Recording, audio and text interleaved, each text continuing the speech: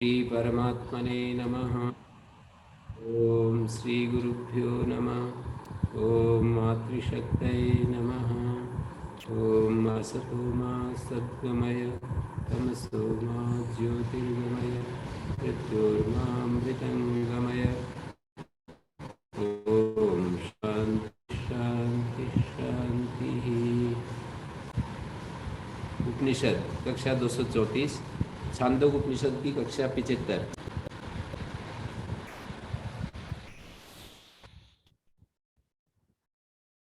पांचवें अध्याय की वैश्वानर विद्या हम देख रहे थे।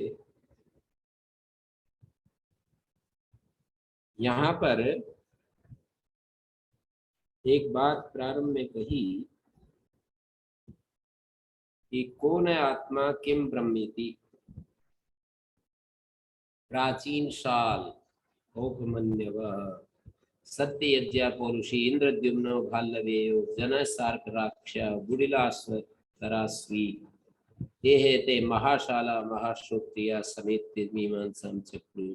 कौन आत्मा किम ब्रह्मेति, ये पहला मंत्र है इसका वैश्वानर विद्या का। तो मैं ये देख रहा था कौन है आत्मा किम ब्रह्म पर आचार्य भाष्यकार ने क्या लिखा है। तो वो ये लिखते हैं कि आत्मा और ब्रह्म इतरेतर विशेषण विशेष्य हैं।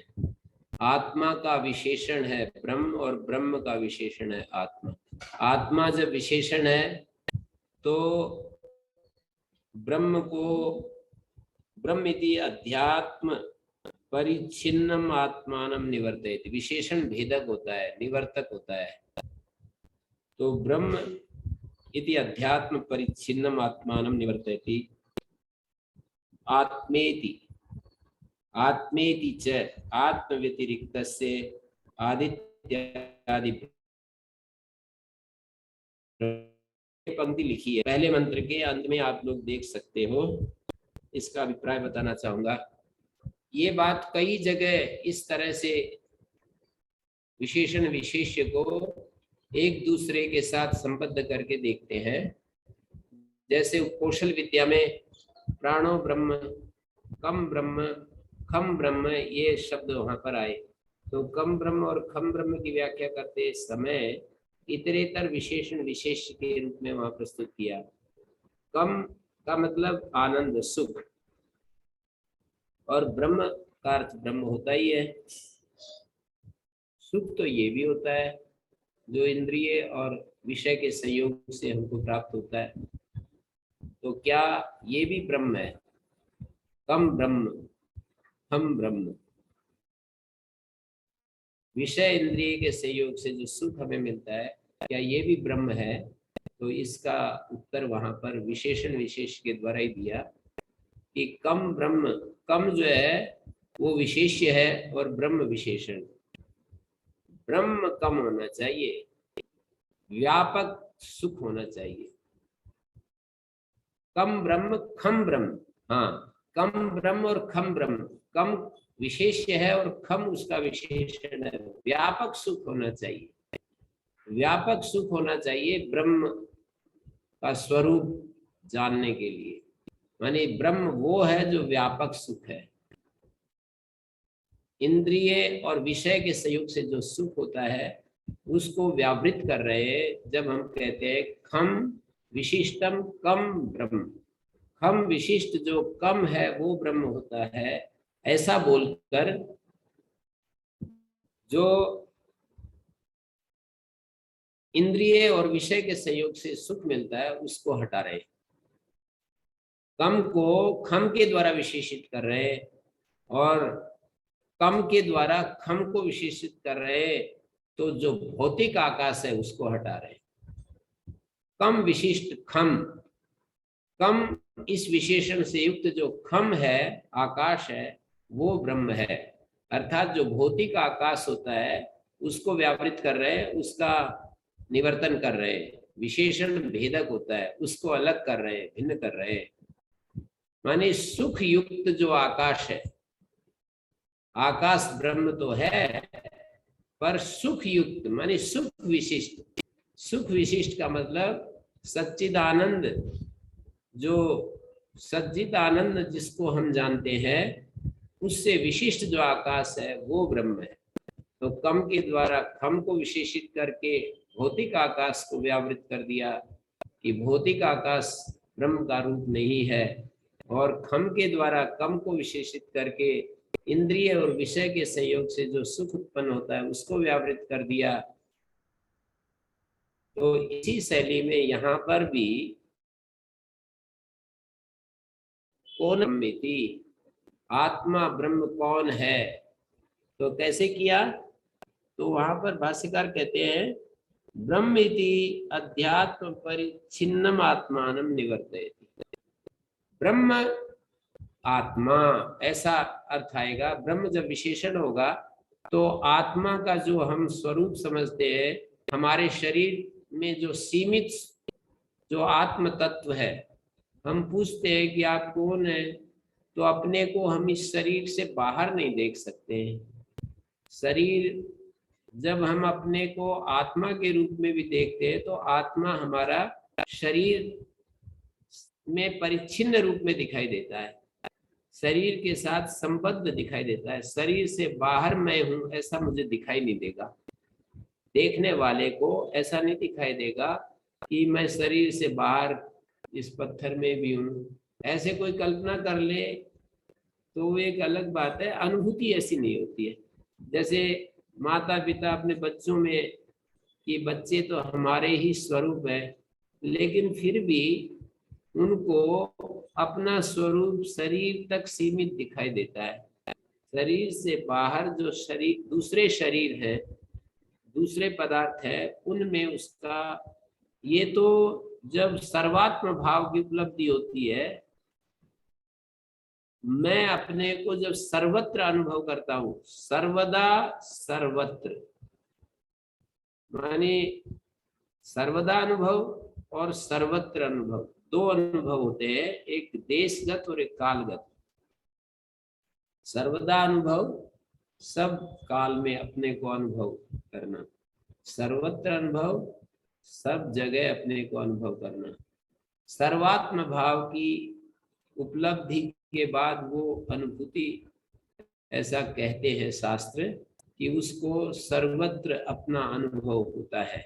जैसे हमें तो अपना शरीर तक अनुभव होता है कि मैं शरीर तक हूं, तो यहाँ पर आत्मा को ब्रह्म से विशेषित करके ये बता दिया कि आत्मा जो है वो ब्रह्म स्वरूप, ब्रह्म विशिष्ट आत्मा, अर्थात शरीर परिच्छिन्न ही नहीं, शरीर से बाहर भी जो आत्मा है उसका क्या स्वरूप है, आत्मा का क्या स्वरूप है, जो कि ब्रह्म के रूप में जिसको हम जानते हैं। माने अध्यात्म परिच्छिन्न जो आत्म तत्व है उसको व्यापक बना रहे हैं ब्रह्म से विशेषित करके। अध्यात्म परिच्छिन्न आत्मा को अलग कर रहे हैं ब्रह्म से विशेषित करके कि आत्मा इतना ही नहीं जितना शरीर में हमको अनुभव होता है।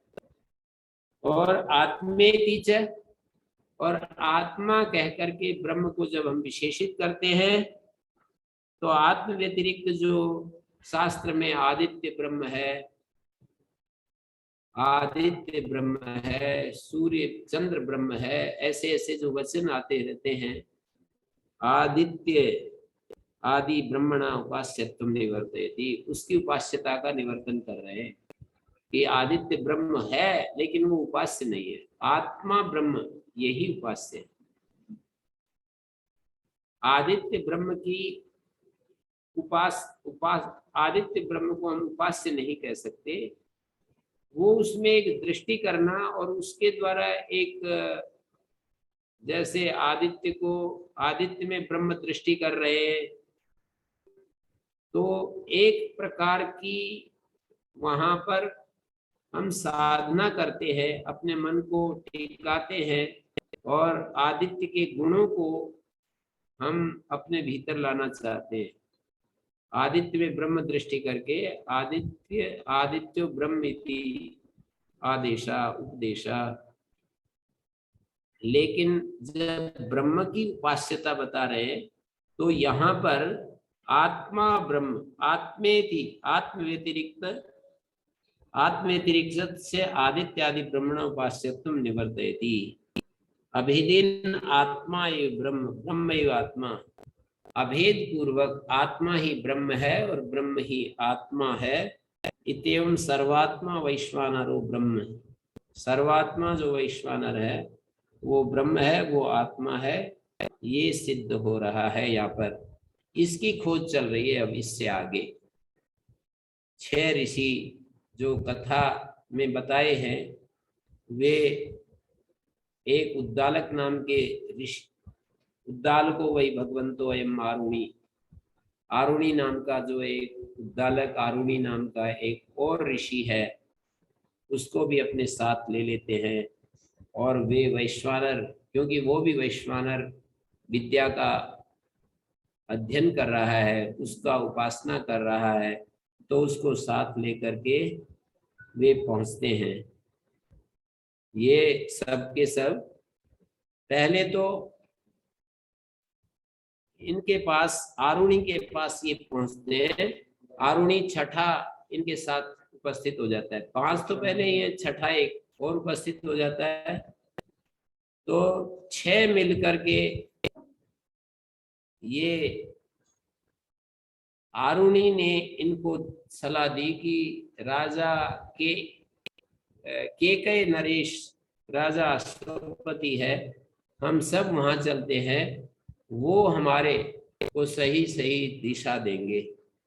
माने आरुणि, यद्यपि 5 ने आरुणि पर विश्वास किया, लेकिन आरुणि उद्दालक ने अपने को भी जिज्ञासु बना लिया और कहा कि हम सभी अश्वपति राजा के पास पहुंचते हैं। और ये कथा में बतलाया कि अश्वपति राजा ने उनका सत्कार किया, उनसे बहुत ज्यादा उनका सम्मान किया, और साथ में उनको आदर सत्कार में कुछ धन भी देने के लिए ये अपने सेवकों को कहा कि इनको पूछिए क्या क्या आवश्यकता है, क्या इनके लिए हम कर सकते हैं। तो उन्होंने अपनी प्रामाणिकता भी बतलाई। न मेस्तेनो जनपदे न कदरियो न मद्यपा। भाष्यकार ने इसका अर्थ थोड़ा बहुत ही अच्छा किया है।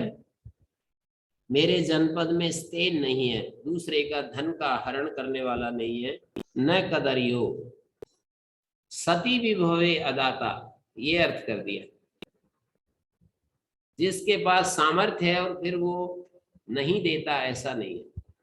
सती विभवे, विभव के होने पर वो अदाता हो, ऐसा नहीं है। विभव के होने पर वो दाता ही होता है। सती विभवे अदाता इति। न कदरियो न मद्यपा, द्विजोत्तम होते हुए वो मद्यपान करने वाला नहीं है। मद्यपा का अर्थ है जो ब्राह्मण, द्विजो, इनको द्विज कहते हैं। द्विजोत्तम होते हुए, द्विजों में उत्तम होते हुए और फिर मद्यपान करे, दूसरा तो कोई कर सकता है, ऐसा जनरल अर्थ नहीं किया जैसा सामान्य रूप से अर्थ किया जाता है कि मेरे राज्य में कोई भी चोर नहीं है, गदर्य नहीं है, कोई भी मद्यप नहीं है, नाना हिताग्नि ना विद्वान। इसकी व्याख्या कुछ देखने लायक है।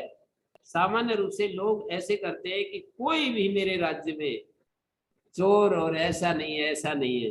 पर भाष्यकार कहते हैं कदर्य मानी धन होते हुए कृपण नहीं है, द्विजोत्तम होते हुए मद्यप नहीं है, और सैकड़ों गायें जिनके पास है और वो अनाहिताग्नि नहीं है, न अनाहिताग्नि और न अविद्वान, और अधिकार के अनुरूप कोई व्यक्ति ऐसा नहीं है कि जो अविद्वान है, अपने अधिकार के अनुरूप अविद्वान नहीं है।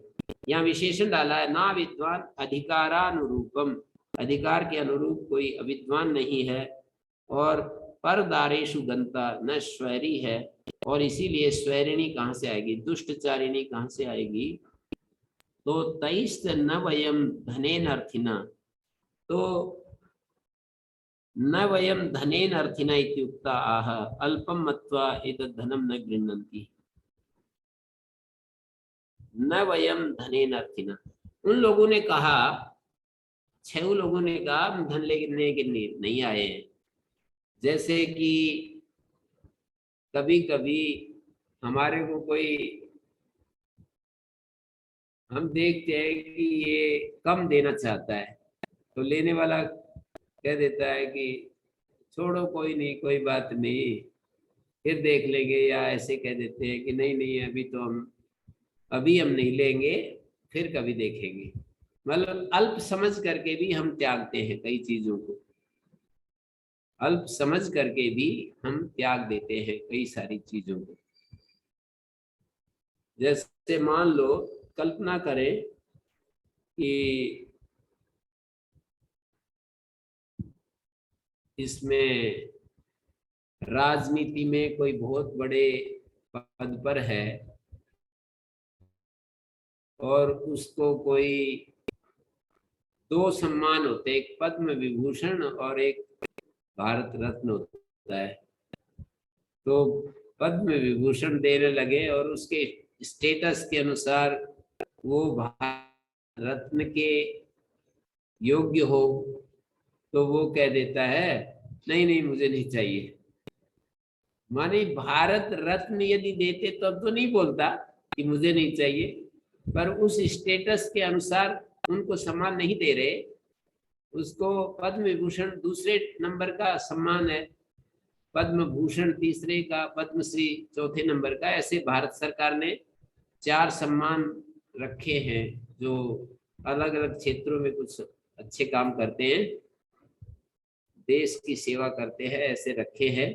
पर मैं समझाने के लिए कह रहा हूं कि जैसे भारत रत्न के सम्मान के का कोई पात्र हो तो पद्म विभूषण देने लगे, जबकि वो बड़ा ही है, काफी बड़ा है, लेकिन वो कह देता है कि नहीं नहीं मेरे को नहीं चाहिए। तो इस तरह से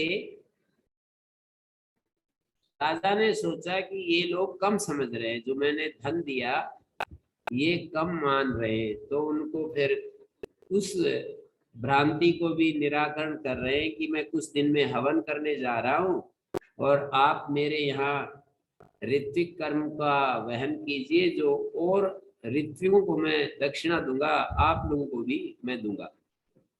ऐसा यहाँ पर प्रसंग प्रस्तुत कर रहे हैं। यक्षमाणो वै कतिविरहो भी अहम भगवंतो अस्मि, हे भगवंतो, हे भगवानो, मैं कुछ दिन के बाद यजन करने जा रहा हूँ। तदर्थम क्लिप्तम धनम मया यावद एक एक अस्मै यथोक्तम ऋत्विजे धनम दास्यामि। पर्याप्त धन मैं एक एक ऋत्विक को दूंगा, तावत प्रत्येकम भगवद्भ्यो विदास्यामि, आप लोगों को भी मैं वैसे ही धन प्रदान करूंगा। वसंत भगवंता पश्यंतु च मम यागम, मेरे याग को आप देखिएगा, यहाँ पर रहिएगा। ऐसे ऐसे राजा उनको कहने लगे। अब वो कहने लगे कि ये नहीं अर्थेन प्रयोजने नियम प्रतिचरे गच्छेत पुरुषा, जिस प्रयोजन को लेकर के पुरुष जब विचरण करता है, किसी के पास जाता है, यदि वो मिलता है तब तो ठीक मानता है, और वो ना मिले, दूसरी चीजें कितनी भी मिले उससे कुछ उसको संतोष नहीं होता। ये है उचु ये न अर्थेन पुरुषश्चरेत तम है वदेत आत्मानमेव इमं वैश्वानरम संप्रति अध्येसी। आप ये जो वैश्वानर आत्मा का अध्ययन करते हैं वही हमको बताइए, वही पर्याप्त है। कान है उवाच प्रातः व प्रतिवक्तास्मि, ठीक है प्रातः काल मेरे पास आना और मैं इस बारे में चर्चा करूंगा। ये है समित पाणया पूर्वाण्य प्रतिचक्रमीरे, समित पाणी होकर के, मानी कैसे विद्या लेनी होती है, ये भी श्रुति हमको समझा रही है कि समिधा हाथ में लेकर, अर्थात समर्पण के भाव से वे पहुंचे। तान है अनु, राजा ने उनका उपनयन नहीं किया कि वो स्वयं ही पहले ही बड़े हाई के थे। तो उपनयन तो होता है ना, उपनयनम पदयो पातनम। तो और एक प्रक्रिया होती है उपनयन की। उपनयन जब होता है तो चरणों में सिर टिकाना होता है। उनको उसकी राजा ने आवश्यकता नहीं समझी कि तुम बिल्कुल मेरे चरणों में माथा टेकोगे तभी मैं विद्या दूंगा। और उन्होंने जो है कहना शुरू किया, पूछना शुरू किया, बात आगे बढ़ाई। माने दूसरे लोगों को भी विद्या के जो इच्छुक होते हैं उनको इसी तरह से विद्या ग्रहण करनी चाहिए।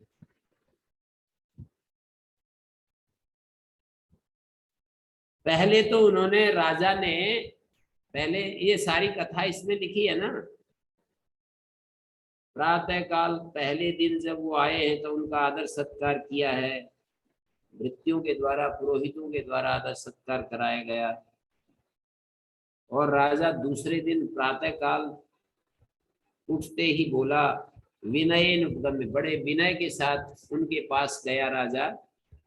और एतद धनम मत्त उपाध्वम, उपादध्वम, उपादध्वम यहाँ शब्द लिखा है 5वें मंत्र के व्याख्यान में।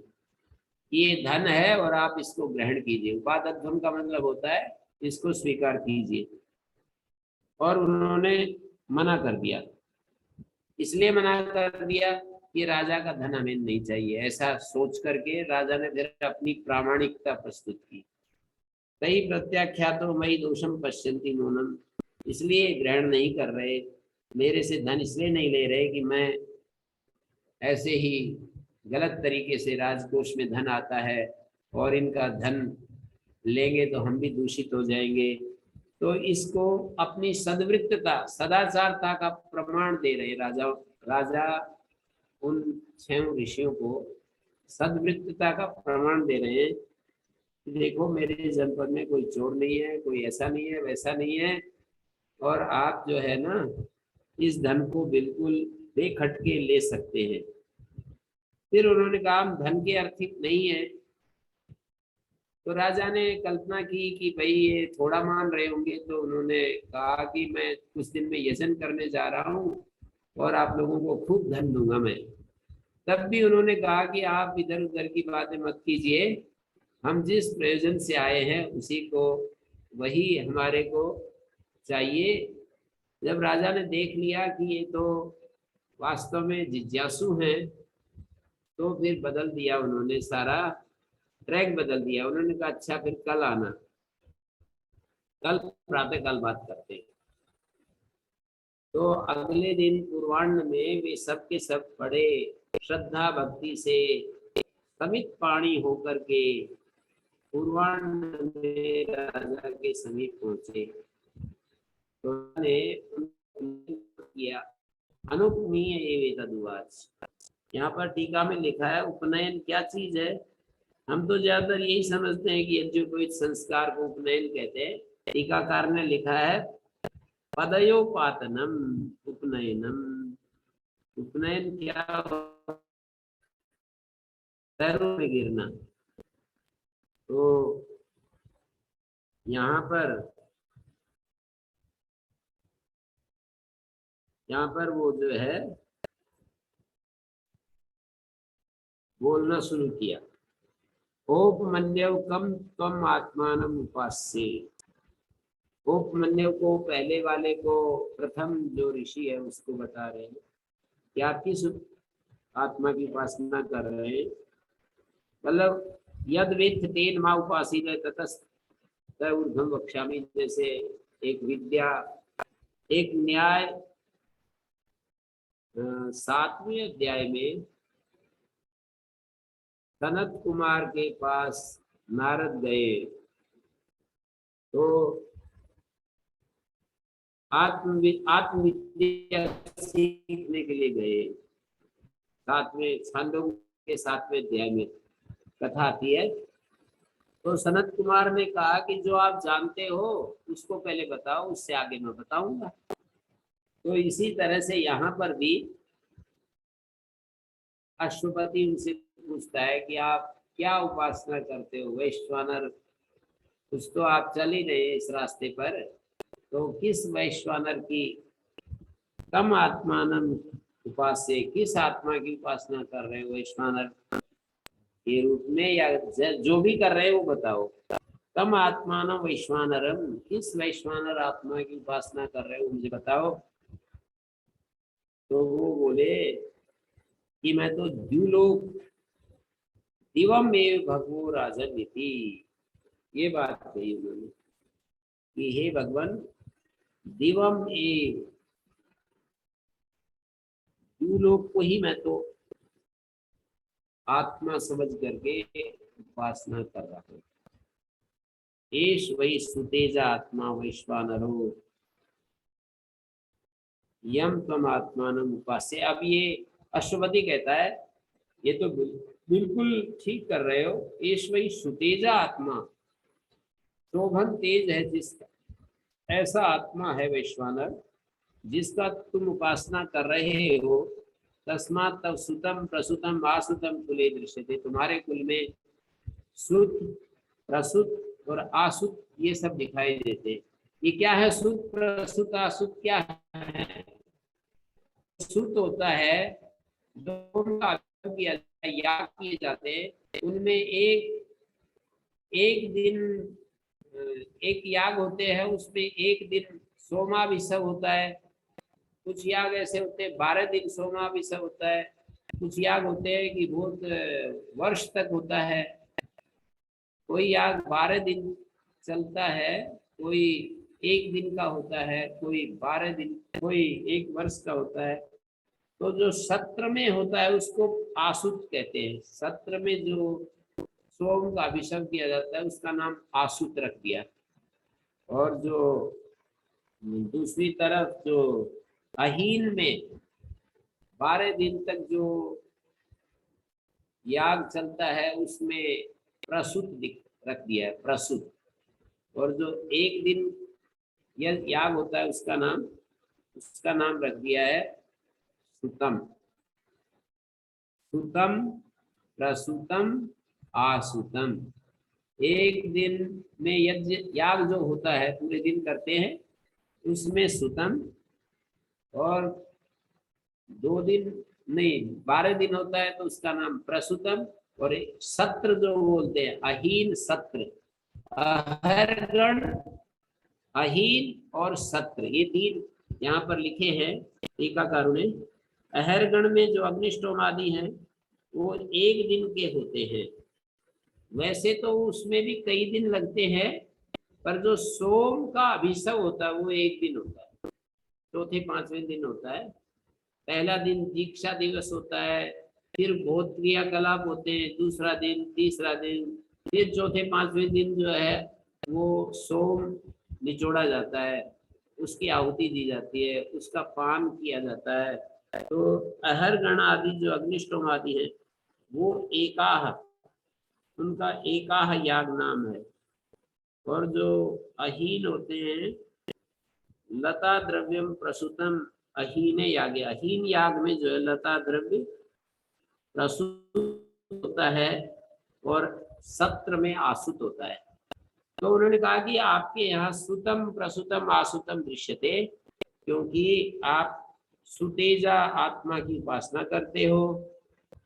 और भी साथ में बताते हैं कि अत्सि अन्नम पश्यसि प्रियम,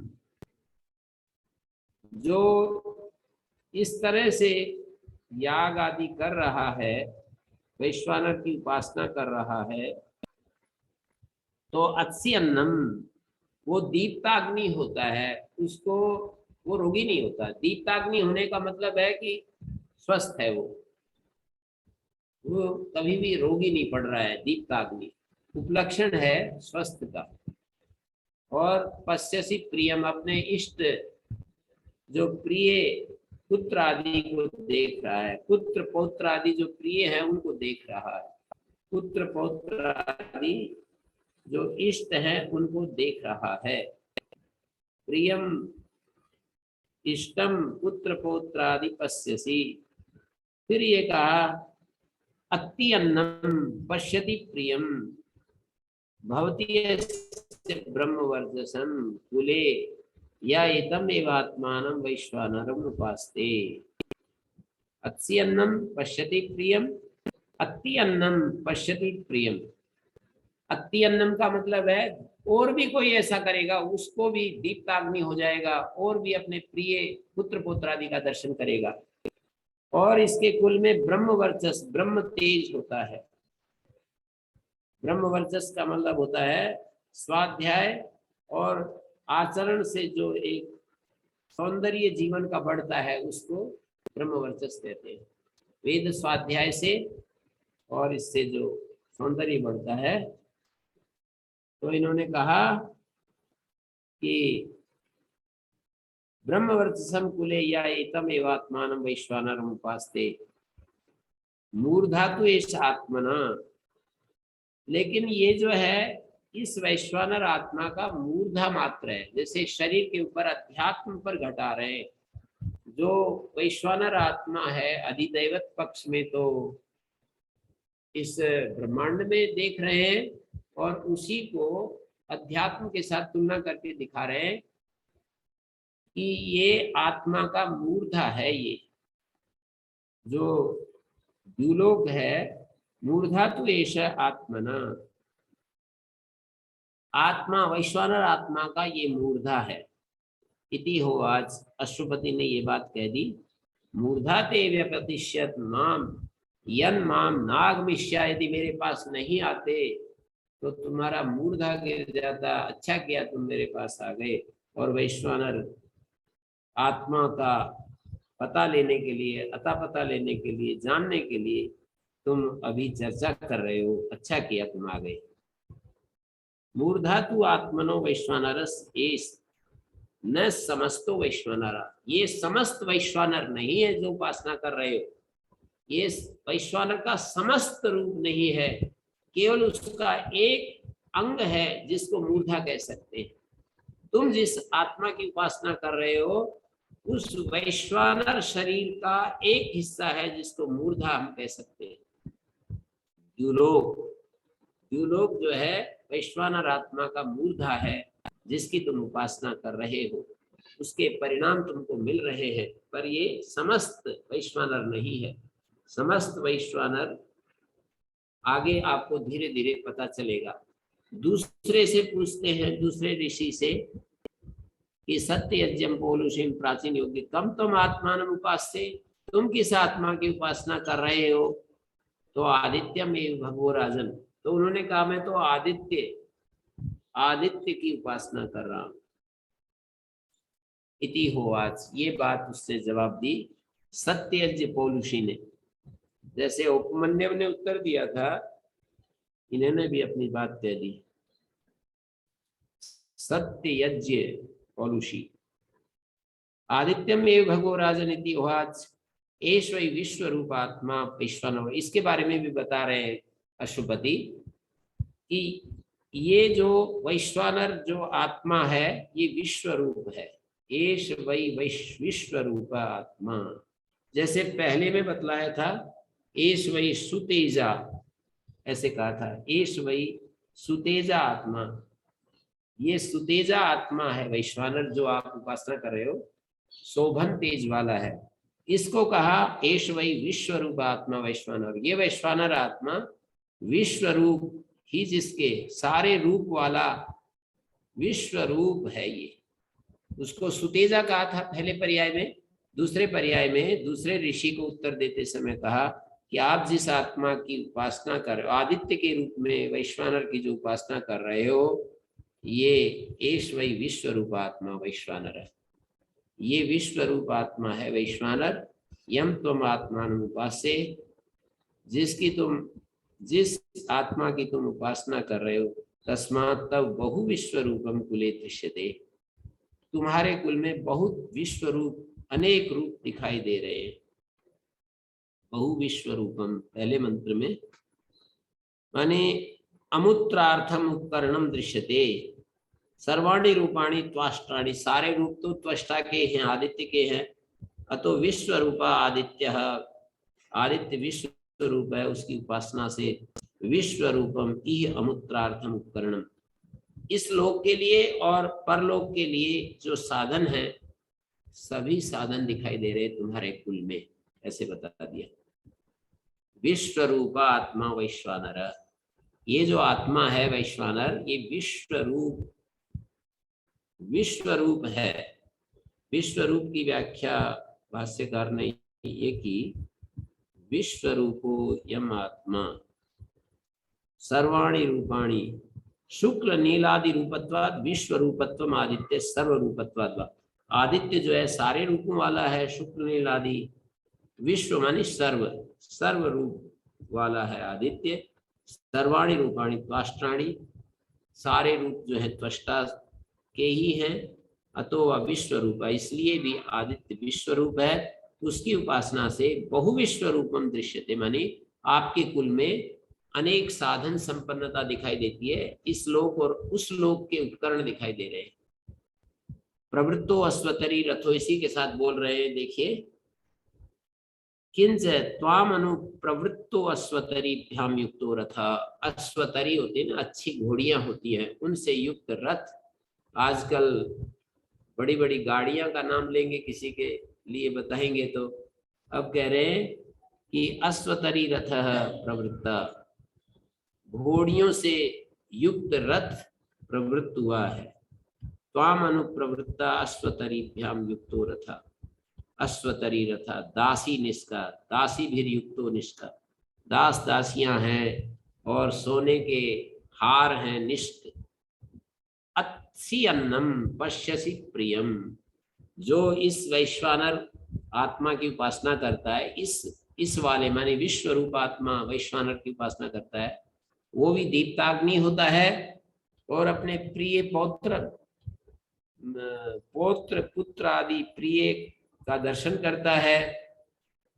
और अति अन्नम पश्यति प्रियम, वो अन्न भक्षण करता है, और भी कोई ऐसा करेगा उसके लिए कह रहे हैं अति अन्नम पश्यति प्रियम, और भी कोई इस तरह से उपासना करेगा वो दीप्ताग्नि होगा, वो प्रिय दर्शन करेगा, अपने प्रिय पौत्र आदि का, पौत्र पुत्र आदि का दर्शन करेगा। और फिर कहा भवती अस्य ब्रह्म वर्चसम कुले, इसके कुल में ब्रह्म वर्चस होगा, या एतम आत्मानम वैश्वानरम उपास्ते। और फिर ये बात कही चक्षुस्तु एतद आत्मना, चक्षुस्तु एतद, ऐसा है पदच्छेद,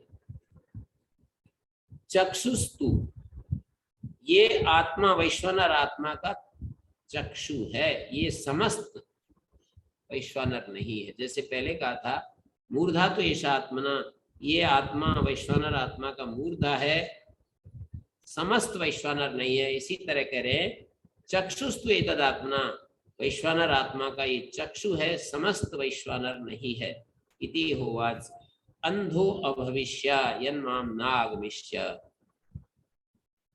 अंधे हो जाओगे, अंधे हो जाते यदि मेरे पास नहीं आते, तुम मेरे पास नहीं आते तो अंधे हो जाते। ये दूसरे को समझाया, दूसरे ऋषि को ये बात कही, तो अच्छा किया तुम मेरे पास आ गए। समस्त बुद्धि उपासना तस्य समस्त बुद्धिया उपासना अंधो भविष्य चक्षुरहीनो भविष्य, मतलब एक अवयव की उपासना कर रहे हो और उसको समस्त मान रहे थे तो इस कारण से अंधे हो जाते। मूर्धा की उपासना कर रहे हो और उसको समस्त मान करके कर रहे थे, इसलिए मूर्धा, तुम्हारा मूर्धा गिर जाता, तुम अंधे हो जाते। अब तीसरे ऋषि से बात कर रहे हो, अथ है वाच इंद्रद्युम्नम भाल्लवेयम। अब ये इंद्रद्युम्न भाल्लवे से पूछते हैं, वैयाग्र पद्य, व्याघ्र के समान पाद है जिसके, वैयाग्र पद्य कम तुम आत्मान उपास्य, किस आत्मा की उपासना कर रहे हो मुझे बताओ। वायु में भगवो राजन, मैं तो वायु की उपासना करता हूँ वैश्वानर के रूप में, वायु में भगवो राजन। तो वो कहते हैं इस वही पृथक वर्तमात्मा वैश्वानर, ये जो आत्मा है पृथक पृथक गति है जिसकी, जैसे कभी पूर्व से वायु चलती है, कभी पश्चिम से चलती है, कभी उत्तर से चलती है, वायु की गतियां अलग अलग मार्ग से दिखाई देती है।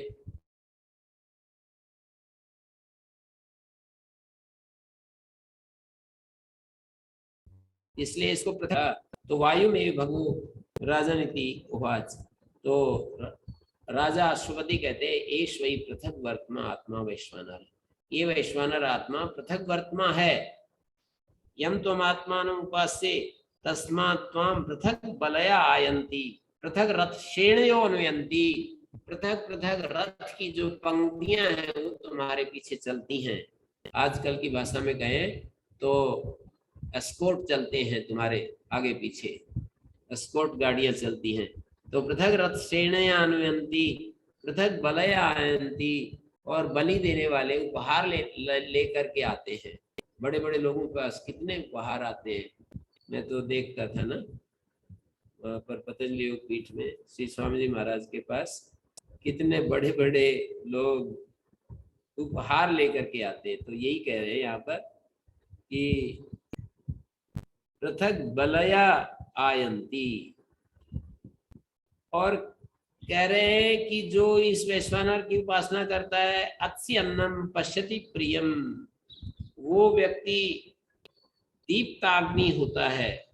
और पश्यति प्रियम माने पश्यसि प्रियम, तुम जो है पुत्र पौत्रादि प्रिय इष्ट का दर्शन कर रहे हो, तुम कर रहे हो।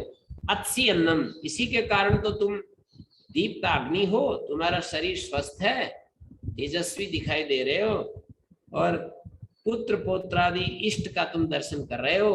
और भी कोई ऐसा करेगा उसको भी ये सब होगा। अत्ति अन्नम, पहले मध्यम पुरुष में बोल रहे हैं अत्सि अन्नम पश्यसि प्रियम, और फिर प्रथम पुरुष में बोल रहे हैं अत्ति अन्नम या कश्चित् अन्योपि एवं करिष्यति अत्ति अन्नम पश्यति प्रियम भवति अस्य ब्रह्म वर्चसम, उसके कुल में ब्रह्म तेज होता है। या एतम आत्मानं वैश्वानरम उपास्ते, लेकिन प्राणस्तु एष आत्मना, लेकिन इस वैश्वानर आत्मा का ये प्राण होता है। प्राणस्तु एष आत्मना, ये वैश्वानर आत्मा का प्राण होता है। माने आप समस्त वैश्वानर समझकर प्राण की उपासना कर रहे हो। यदि तुम मेरे पास नहीं आते तो प्राणस्ते उदक्रमिष्यत यन्माम नाग विषय, मेरे पास नहीं आते तो तुम्हारा प्राण निकल जाते। अच्छा किया तुम आ गए। तो ये आत्मा का, वैश्वानर आत्मा का प्राण है जिसकी तुम उपासना कर रहे हो, वायु की उपासना कर रहे हो वैश्वानर के रूप में, ये उस आत्मा का प्राण है। चौथे आ गए जन्म सार्क राक्षा कम तम आत्मान उपास्ये इति, मध्यम पुरुष है उपास्ये, किस आत्मा की उपासना कर रहे हो? आकाशमेव भगवो राजन इति, उन्होंने कहा कि मैं तो आकाश, हे भगवान हे राजन, मैं तो आकाश को वैश्वानर समझकर उपासना कर रहा हूं। एष वही बहुल आत्मा वैश्वानर, ये आसमान, एष वही बहुल आत्मा वैश्वानर, ये जो है इति होवाच आकाशमेव भगवो राजन इति होवाच, आकाशमेव भगवो राजन इति होवाच। कौन बोला ऐसा? आकाश की ही उपासना कर रहा हूं। कौन बोला? ये जिस शिष्य से पूछ रहे हैं ना, सार्क राक्ष से, जन्म सार्क राक्ष से पूछ रहे हैं ना, वो शिष्य बोला कि मैं तो आकाश की उपासना कर रहा हूं। तो राजा कहता है कि ईश्वरी बहुल आत्मा आकाश, ये वैश्वानर आत्मा बहुल है, माने आकाश की तरह व्यापक, ये धड़ रूप है। शरीर में जैसे बीच का भाग होता है धड़ जिसको कहते हैं, उसको बहुल शब्द से यहाँ पर कहा है कि ये आकाश सर्वगत होने से बहुलत्वात्, ये इसको बहुल नाम से कहा कि ये एष वही बहुल आत्मा, ये आत्मा जो है बहुल है, शरीर का मध्य भाग है। यम तुम आत्मान उपास्ये तस्मात् तुम बहुलो असि प्रजया च धनेन से, इसलिए तुम प्रजा से और धन से परिपूर्ण हो। बहुल हो, परिपूर्ण हो। प्रजा और धन तुम्हारे पास पर्याप्त है, प्रजा भी है और धन भी है। और फिर आगे कहते हैं अत्सि अन्नम पश्यसि प्रियम, तुम दीप्ताग्नि हो, पुत्र पौत्र आदि इष्ट का दर्शन कर रहे हो, और भी कोई ऐसा करेगा। अति अन्नम पश्यति प्रियम भवति अस्य ब्रह्मवर्चसम कुले, इसके कुल में ब्रह्मवर्चस होता है। या एतम एवात्मानम वैश्वानरम उपास्ते संदेहस्तु एष आत्मा आत्मना। लेकिन ये चौथे पर्याय में कह रहे हैं कि ये आत्मा का संदेह है, मध्य भाग है। संदेह शब्द संशयवाचक नहीं है, यहाँ पर संदेह का मतलब है मध्य भाग, बीच का जो भाग है उसको संदेह कहा है। संदेहस्तु एष आत्मना, वैश्वानर आत्मा का ये संदेह है, जिसको बहुल आत्मा कहा था पहले में। जैसे सुतेजा एष आत्मा,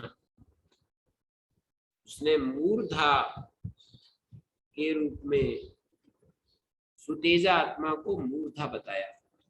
पहले वाले में दिवम आत्मान उपास्य, द्युलोक को आत्मा के रूप में उपासना करता हूँ। उन्होंने कहा ईश वही सुतेजा आत्मा वैश्वानर, ये सुतेजा आत्मा है वैश्वानर। फिर लेकिन उस आत्मा का, वैश्वानर आत्मा का ये मूर्धा है। पहले पर्याय में ये तीन बातें ध्यान रखनी है।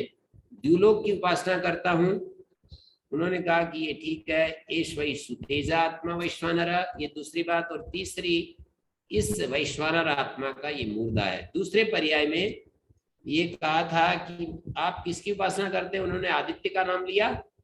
और ये कहा ईश वही विश्व रूपात्मा, जैसे पहले पर्याय में सुतेजा बताया था, अश्वपति बता रहा है ये ईश वही सुतेजा आत्मा वैश्वानरा, ईश वही विश्व रूपात्मा वैश्वानरा। ये अश्वपति बता रहा है कि ये विश्व रूपात्मा है जिसकी तुम उपासना कर रहे हो। अनेक रूपों वाला ये आत्मा है, सारे रूप इसी से प्रसृत होते फैलते, और इसलिए तुम बहुविश्व रूपम कुले दृश्यते, तुम्हारे पास खूब धन धान्य है, बहुत अच्छी अच्छी साधन उपकरण है, अनेक रूप तुम्हारे पास दिखाई दे रहे हैं। कहीं सोना, कहीं चांदी, कहीं गाड़ियां, रथ, दास दासियां। मैं बार बार इसलिए कर रहा हूँ, ये बात आप लोगों के बुद्धि में जम जाए। तीसरे पर्याय में उन्होंने वैश्वानर की उपासना में वायु का नाम लिया और कहा ये ठीक है, एश वही पृथक वर्तमान आत्मा वैश्वानरा, ये वैश्वानर आत्मा पृथक वर्तमान, अलग अलग मार्ग वाला, वायु अलग अलग मार्ग वाला। इस तरह से जैसे पूर्व पश्चिम उत्तर दक्षिण से चलती रहती हैं हवाएं। यम तुम आत्मान उपास्य तस्मात् तुम पृथक बलया आयंती, तुम्हारे पास पृथक पृथक सब दिशाओं से उपहार आते हैं, पृथक रथ श्रेणियां, तुम्हारे पीछे रथों की पंक्तियां चलती हैं। अति अत्सि अन्नम पश्यसि प्रियम इत्यादि समान है। और ये कहा प्राणस्त्वेष आत्मना, हर पर्याय में तीन तीन बातें कह रहे हैं। वायु की उपासना करता हूं तो बोले कि एश वही पृथक वर्तमान आत्मा, और ये उस वैश्वानर आत्मा का प्राण है। दूसरे पर्याय में जैसे आदित्य की उपासना करता हूं तो ये विश्व रूप आत्मा है, और ये जिसकी तुम उपासना कर रहे हो उस आत्मा का ये चक्षु मात्र है। हर एक पर्याय में उस आत्मा का ये प्राण है, और उस आत्मा का ये मध्य भाग है, और बहुला आत्मा वैश्वानर आत्मा, एश वही बहुला आत्मा, ये बहुल आत्मा है। चौथे पर्याय में ये बताया है सार्कराक्ष को कि किस आत्मा की उपासना करते हैं, उसने कहा आकाश की करता हूं। तो एश वही बहुला आत्मा वैश्वानर, ये तुम्हारा आत्मा बहुल है, बहुल है जिसकी तुम उपासना करते हो, इसलिए तुम भी प्रजा और धन से बहुल हो। बहुल का मतलब बहुत जिसको कहते हैं उसको बहुल, बहुत बहुल मानी बहुत ज्यादा। आकाश का बहुलत्व कैसे है, आकाश का बहुलत्व तो इसी तरह से है कि वो सर्वगत है, उसकी मात्रा पर्याप्त है ना, सब जगह है वो। फिर वो जो तीसरी बात कही, ये आत्मा का संदेह है, मध्य भाग है, आत्मा का मध्य भाग है। संदेहस्ते व्यशीर्यत यन्माम नागमिष्यत, यदि तुम मेरे पास नहीं आते तो जो है ये शीर्ण हो जाता तुम्हारा ये। संदेयस्ते व्यशीर्यत यन्माम नागमिष्यति। फिर ये पांचवें पर्याय में बोले बुडिल आश्वतरास्वी को बोले, हे वैयाग्रपद किस आत्मा की उपासना करते हो।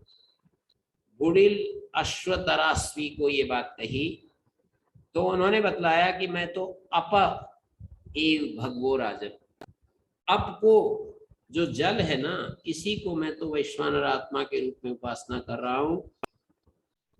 तो बोले राजा बोले एश वही रईर आत्मा वैश्वानरो, ये आत्मा रई है। रई धन को कहते हैं। जल का और धन का घनिष्ठ संबंध है, जहां जल है वहां धन है। तो यम तुम आत्मान उपास्य तस्मात् तुम रईमान पुष्टिमान, तुम धनवान हो, पुष्टिमान हो। और सब पर्यायों में बार बार एक बात जरूर दोहरा रहे हैं कि तुम दीप्त अग्नि वाले हो, स्वस्थ हो, शरीर का स्वास्थ्य को बड़ा महत्व दे रहे हैं। और पश्यसि प्रियम, इसको भी महत्व दे रहे हैं कि तुम्हारे घर में पुत्र पौत्र आदि पर्याप्त दिखाई दे रहे हैं। और भी कोई ऐसा करेगा तो उसको पश्यति अति अन्नम पश्यति प्रियम भवति अस्य ब्रह्म वर्चसम कुले, इसके कुल में ब्रह्म तेज होगा। और या इतम आत्मान वैश्वानर उपास्ते, लेकिन बस्तिस्तु एष आत्मना, वैश्वानर आत्मा का ये बस्ती प्रदेश है। जैसे मूत्राशय को बस्ती कहते हैं, तो ये आत्मा का बस्ती है जिसकी तुम उपासना कर रहे हो। समस्त मत समझ लेना इसको कि ये वैश्वानर आत्मा का समस्त रूप है। जो अप रूप है, जल रूप है, वो वैश्वानर आत्मा का समस्त स्वरूप नहीं है, केवल बस्ती स्वरूप है। बस्तिस्ते व्यभेत्स्यत यन्माम नागमिष्य, मेरे पास नहीं आते तुम्हारा बस्ती फट जाता है, तुम्हारा बस्ती प्रदेश फट जाता है, ऐसे कह रहे हैं। तो पहले वाले में संदेहस्ते व्यशीर्यत यन्माम नागमिष्य, तुम्हारा मध्य भाग विशीर्ण हो जाता है यदि मेरे पास नहीं आते। आप छठे पर्याय में जो उद्दालक आरुणी है, गौतम भी उसको कह रहे हैं, तम तम आत्मान उपास्य पृथ्वी में भगो राजन। इन्होंने कहा कि मैं तो पृथ्वी की उपासना कर रहा हूं, पृथ्वी को वैश्वानर मानकर। तो राजा ने कहा एश्वई प्रतिष्ठा आत्मा वैश्वानरो, ये वैश्वानर आत्मा प्रतिष्ठा रूप है, सबका आधार बना हुआ है। प्रतिष्ठन्ति अस्मिनिति अस्यामिति प्रतिष्ठा, जिसमें सब लोग प्रतिष्ठित होते हैं वो प्रतिष्ठा होता है। तो कहते हैं यम तुम आत्मान उपास्य तस्मात् तुम प्रतिष्ठित हो असि, इसलिए तुम प्रतिष्ठित हो, जमे हुए हो, और प्रजा और पशुओं से भी युक्त हो। अत्सी अन्नम पश्यति प्रियम, तुम दीप्त अग्नि हो, तुम प्रिय पुत्र पौत्र आदि का दर्शन कर रहे हो। और भी कोई ऐसा करेगा, अति अन्नम पश्यति प्रियम भवति अस्य ब्रह्मवर्चसम कुले या एतमेव आत्मानं वैश्वानरम उपास्ते पादो तु एता आत्मना, ये आत्मा के पाद हैं। जैसे मनुष्य पैरों के ऊपर खड़ा होता है, ऐसे ही ये आत्मा का पृथ्वी जो है आत्मा के पाद है। इतिहास पादो ते व्यमलाश्येताम, पाद शिथिल हो जाते जब हम चल नहीं पाते हैं। एक हमारे मित्र हैं, उनके बारे में बता रहे थे कि मेरे को सारे शरीर ने सहयोग दिया पर पैरों ने धोखा दे दिया। दिमाग भी ठीक काम कर रहा है, हाथ भी, और सब शरीर ठीक काम कर रहा है, लेकिन पैरों से बिल्कुल नहीं चल पाते। तो इसी तरह से कह रहे हैं पादो ते व्यमलाश्येताम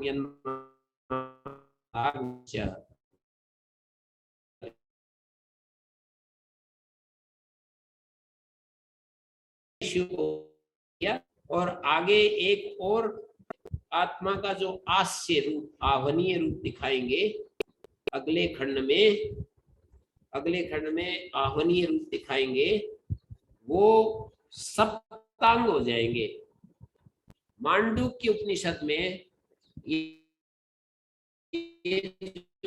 स्थान सप्तांग एकोनविंशति मुख स्थूल भुक वैश्वानर, ऐसा करके वहां पर बोले हैं।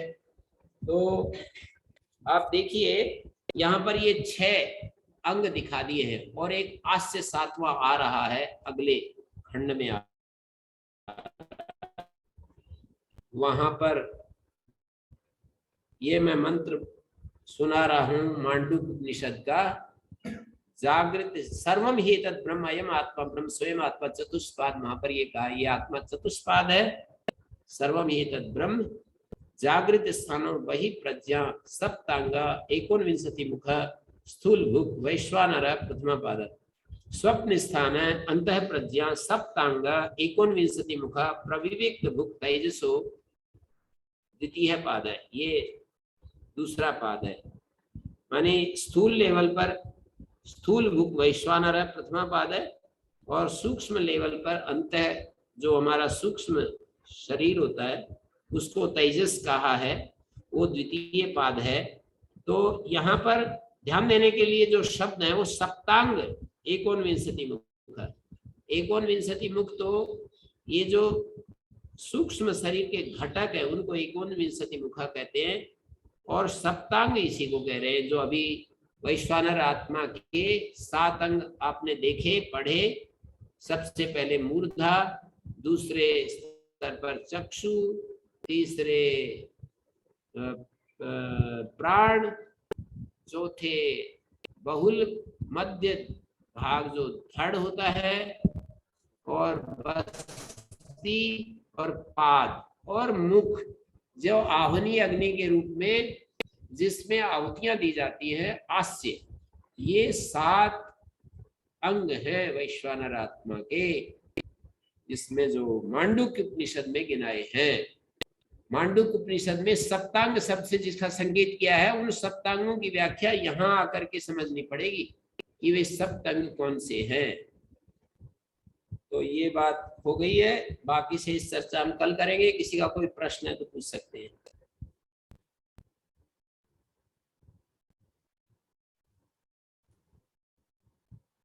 नाम गुरु जी। हाँ जी, ये बात तो स्पष्ट हो गई कि 6 भाग उन्होंने बताए, दुलोक, आदित्य, वायु, आकाश, जल और पृथ्वी। गुरु जी कहीं भी आवाज थोड़ी एक बार हाँ, तो मैं ये कह रहा था कि ये कहीं भी अग्नि का वैश्वानर के उपयोग में नाम नहीं आया कहीं भी। आदित्य में मान ले उसे अग्नि की किसी ने उपासना नहीं की, किसी 6 ऋषियों में से किसी ने। जी नहीं, मतलब ये जो सूर्य की जो उपासना की है ये किसकी नहीं की? ऐसे तो हजारों चीजें बच गई हैं, आप किस किस का नाम लेंगे? नहीं, मैं तो सिर्फ अग्नि के बारे में सोच रहा था कि वैश्वानर और अग्नि का संबंध जो है, फिर बात सही है आपकी, हजारों चीजें जो हो सकते हैं इसमें, लेकिन उन्होंने पृथ्वी की जल की, वायु की, आदित्य की, दुलोक की, सबकी की, अग्नि की उसमें नहीं आया। तो मैं सोचा शायद कुछ मिस हो गई, या तो 7वें खंड में आए, वो दूसरे खंड में नहीं, वो आ रहा है ना आगे। आस्य आह्वनीय अग्नि जो है जी, वो आस्य के साथ जोड़ करके 7वां, अभी तो 6 अंग हुए हैं ना।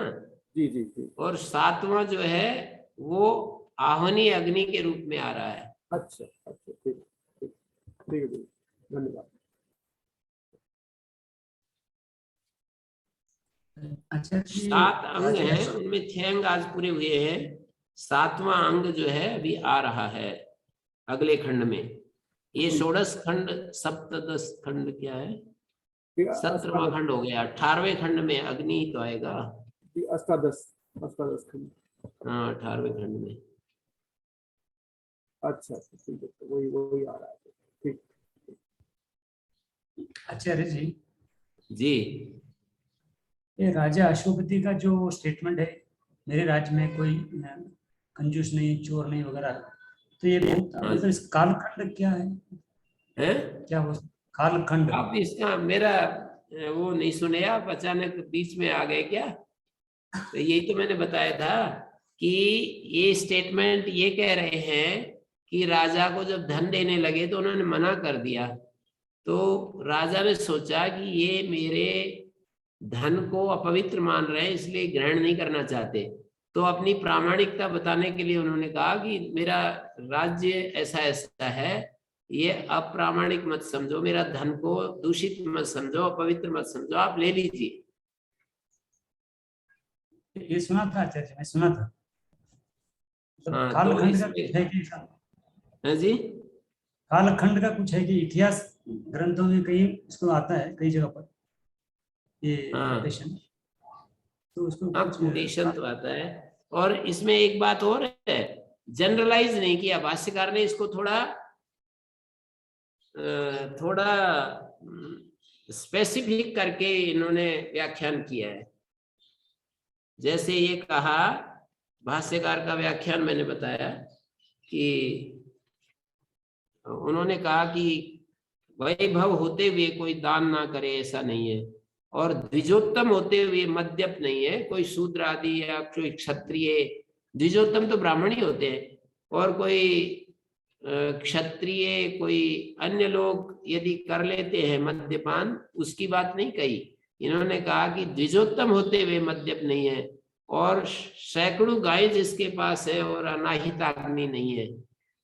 ऐसे थोड़ा स्पेसिफिक व्याख्यान किया है। ना विद्वान अधिकारानुरूपम, जिसको जिस चीज का अधिकार है उसके, जैसे कहते हैं ना, ये इस विषय के मास्टर है, ये इस विषय के मास्टर है, अधिकारानुरूप विद्वान नहीं है, ये इस तरह बताया यहाँ पर। जी वो अच्छा है। प्रणाम आप गुरु। तो इतना ही बता रहे हो कि ये स्टेटमेंट पहले भी हमने सुना है, इसमें जगह जगह लोग देते रहते हैं इस कोटेशन को, है जी। ओम गुरु जी, अन्नाहित अग्नि से क्या मतलब? जिसके पास हजारों गाय। अनाहिताग्नि का मतलब है, आहिताग्नि वो होते हैं जो नित्य प्रति अग्निहोत्रादि करते हैं। आहिताग्नि ये नित्य आहिताग्नि, आहिताग्नि वो होते हैं, दो तरह की अग्नियां होती है, एक श्रोत अग्नि, एक स्मार्त अग्नि। तो जो स्रोत याग करने वाले हैं वो एक प्रकार के आहिताग्नि होते हैं, और एक ये वाले आहिताग्नि होते हैं जो कि स्मार्त अग्नि में यज्ञ करते हैं। कुल मिलाकर के मोटा अर्थ तो यही है कि नित्य प्रति अग्निहोत्र करने वाले,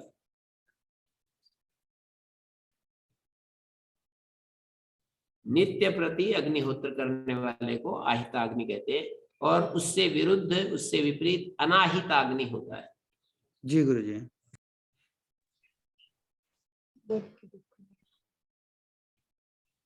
ओम आचार्य जी, ये दक्षिणायन और उत्तरायण का तो कर आपने बड़ा अच्छा समाधान किया कि इतना बढ़िया कि जैसे वास्तव में ऋषि अपने शिष्यों का समाधान करते हैं कि विज्ञान मार्ग और अज्ञान, परंतु यह अग्नियों का तो कहीं पर भी मोक्ष का रास्ता या कहीं ऐसा कुछ नहीं आया। इसके ऊपर जोर इतना ज्यादा दे रखा है, वो पूछो ही मत नहीं। किसका बता रहे, किस पर जोर दे रखा है? अग्नियों का, जैसे आहिताग्नि या गारहपत्याग्नि या और जितनी भी जो अग्नियां हैं कि तो ये तो इनको अपने अपने प्राचीन शास्त्र तो भरे पड़े हैं ना इस अग्नियों से। मूल संहिताओं में भी देखिए आप, उच्छिष्ट सूक्त देखिए अथर्ववेद का, ये सारे शब्द वहां पर आ रहे हैं। तो इनका लाभ मतलब यानी कि मुख्य उद्देश्य हमारा मोक्ष प्राप्ति का है, और मोक्ष प्राप्ति का जैसे कल परसों भी आपने बताया कि भाई ये अर्ची धूम आदि से जा करके वहां पर जाते हैं, फिर भोग करके फिर वापिस आते हैं। इतना कठिन रास्ता अग्नियों के माध्यम से बताया, और फिर भी इसके ऊपर वो कर रहे हैं। हाँ देखो, मोक्ष प्राप्ति उद्देश्य है पर सबका नहीं है। कितने लोग ऐसे बोलने से थोड़ी होता है कि मैं मोक्ष चाहता हूँ। सब लोग ये चाहते हैं कि मेरा पराधीनता न रहे, सारे भोग भोगूं पर स्वाधीन होकर के भोगूं, कोई चीज मेरे ऊपर हावी ना हो।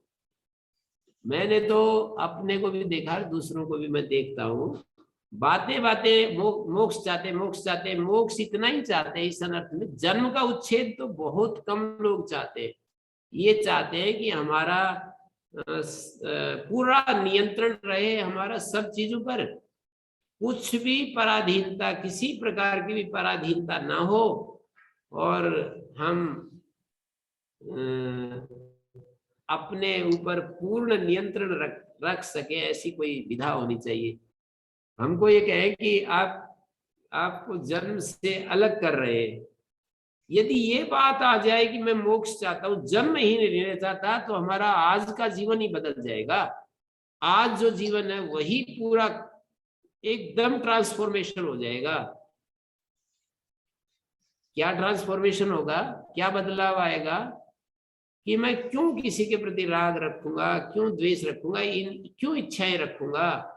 एक भी व्यक्ति के प्रति यदि हमारा राग है, एक भी संसार में एक व्यक्ति के प्रति, शास्त्र ये कहता है कि एक व्यक्ति के प्रति भी राग है तो हमारा चित्त शुद्ध नहीं है, एक व्यक्ति के प्रति भी द्वेष है, हमारा चित्त शुद्ध नहीं है, एक व्यक्ति के प्रति मोह है तो हमारा चित्त शुद्ध नहीं है, एक विषय में भी हमारा अहंकार है तो चित्त शुद्ध नहीं है। शास्त्र की बात कह रहा हूं, ये बिल्कुल शास्त्र के बीच की बात निकाल करके कह रहा हूं। एक व्यक्ति के प्रति भी ईर्ष्या है तो हमारा चित्त शुद्ध नहीं है। तो यदि हम मोक्ष चाहते हैं तो इसको छोड़ दे, बस एकदम छोड़ दे। इसमें आपत्ति क्या आ रही है, दिक्कत क्या आ रही है?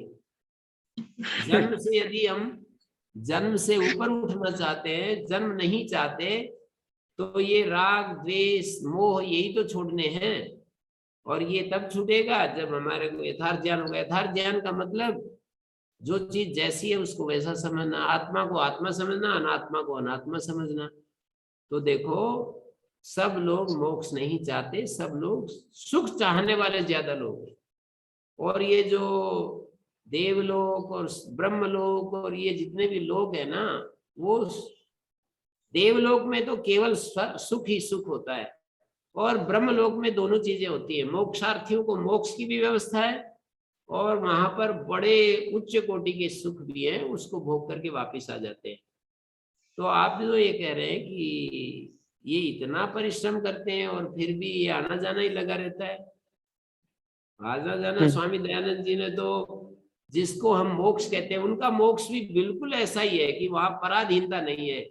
जहां मर्जी कभी सूर्य लोक में जाओ, सूर्य लोक में किसी से बात करो, किसी दृश्य को देखो, कितनी स्वाधीनता दिखा दी उन्होंने कि बिल्कुल वो घूम रहा होता है। यहाँ भी कोई मुक्त आत्मा हमारी बातें सुन रही है, इतनी ज्यादा स्वाधीनता दिखा दी।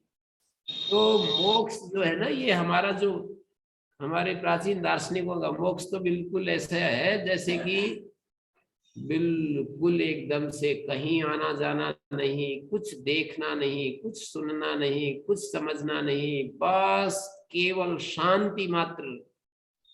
ये मोक्ष का स्वरूप दिखाते हैं। उस मोक्ष को यहाँ पर न्याय दर्शन हम पढ़ रहे थे, उसमें कहा है कि कौन ऐसे मोक्ष को चाहे जिसमें सब कुछ लुप्त हो जाता है। तो ऐसे मोक्ष को तो हम नहीं चाहेंगे। स्वामी दयानंद जी वाले मोक्ष को चाह सकते हैं जिसमें पूरी स्वाधीनता है, आना जाना है कहीं भी।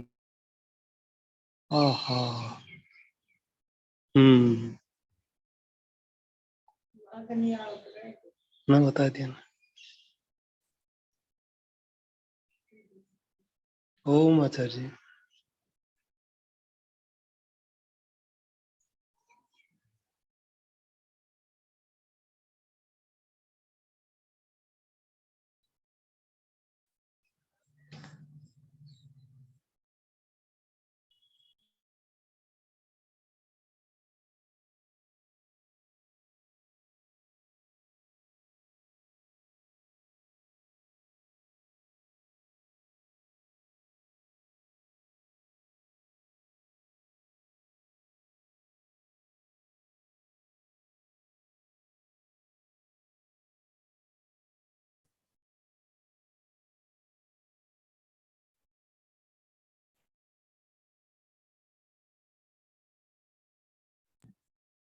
जी ओम।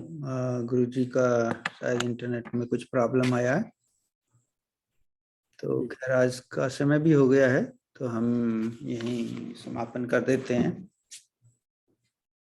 जी प्रणाम सभी को, धन्यवाद।